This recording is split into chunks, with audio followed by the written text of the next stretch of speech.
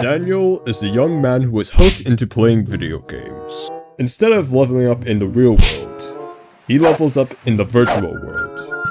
Daniel, what is wrong with you? Sharp-minded, it's only an hour. No, it's not. More like 6. Don't be like Daniel. Be more like Nate. Nate is a young man who never even heard of the strange thing called video game. He actually goes outside in the real world and levels up there instead of leveling up in the virtual world. So who do you want to be? Daniel, the guy who levels up in the virtual world, but once he leaves, he's a loser. Or Nate, a man who levels up in the real world and sees progress in himself. When I was growing up, I used to be so addicted to video games, especially Fortnite. I used to play that game for hours. I'm talking 7 hours of just Fortnite. I was also addicted to Apex, Minecraft, and Roblox. See, I was leveling up in the virtual world, just like Daniel, but once I left the video game, or logged out, I felt like a disgrace. I felt like crap, because these video games were messing up my mental health. I did everything I can to stop playing video games, but I just could not. I just couldn't. It was too hard to drop the Xbox controller and go outside for once. But here's something that I found that will help you break the cycle of constantly playing video games. I will tell you the secret later in the video. But first, before we get into the video, I have a challenge for you to do for me. If you can do 30 push-ups, then type this emoji. If you can do 50 push-ups, then type this emoji. And finally, if you can do 80 and above, then type this emoji. The reason why I'm asking you this is because I want to challenge you. I want to see you grow and become stronger. And for those of you who cannot even do a push-up, then do it on your knees. It's just a push-up with your knees. Anyway, back to our topic. So how do these companies make you so addictive to these video games? The way that these companies keep you hooked is by giving you a mission or a goal to complete something.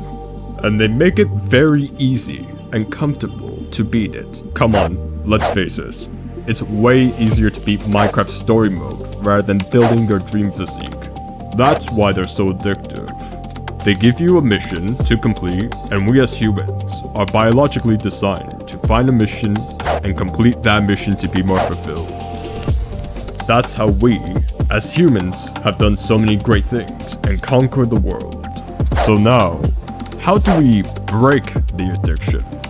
We break the addiction by reducing the amount of our usage. If I just tell you to immediately cut out video games for the rest of your life, that will be too much and you'll go insane.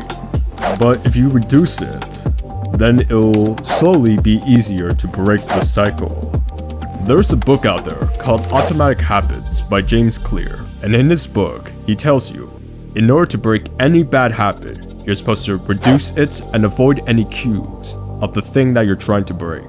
So avoid any cues, like looking at your Xbox, for example. I know, you may be thinking, This sounds easy, Sharp-minded. I'm gonna break it with ease.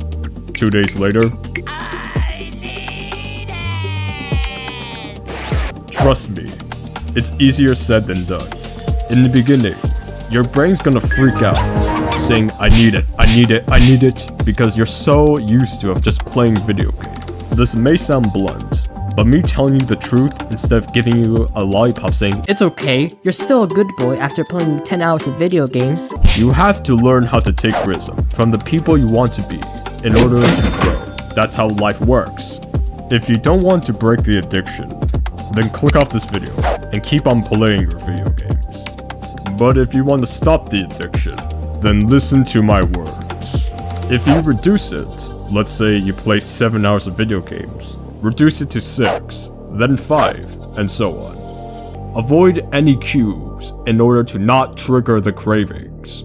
Let's say you walk home, you see your Xbox controller, and when you see it, you want to play video games.